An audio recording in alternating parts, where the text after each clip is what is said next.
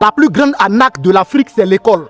On nous fait passer 20 ans de notre vie assis sur des bancs à nous apprendre que le soleil se lève à l'est et se couche à l'ouest. Mais en réalité, on nous façonne pour devenir des exécutants de ceux qui ne sont même pas sur notre continent. Et après toutes ces années, on sort avec un diplôme dans la main pour se poser une seule question. Qui va m'embaucher? Mais attendez, on t'apprend à manipuler un ordinateur, jamais à en fabriquer un. On t'apprend à chercher un emploi, jamais à devenir le PDG. On t'apprend à devenir professeur, mais rarement à créer ta propre école. Et après, CV sous le bras, dossier dans une enveloppe, concours, stage, encore stage et chômage. L'école africaine est devenue une usine à fabriquer des diplômés avec le chômage en téléchargement automatique sur les têtes. Et ce qui me met plus en colère, quand un jeune africain fabrique un prototype avec 3 bouts de fer, tout le monde vient prendre des photos avec lui. Regardez notre génie africain. Mais quand il faut sortir l'argent, construire le laboratoire, financer la recherche, transformer son invention en véritable industrie, bizarrement tout le monde disparaît. Et quelques années plus tard, nous importons à prix d'or ce que nous n'avons pas aidé notre propre jeune à produire. Alors j'ai une proposition. Si vous pensez que ce qu'on apprend à nos propres enfants ne peut pas servir à transformer leur propre continent, fermez les écoles.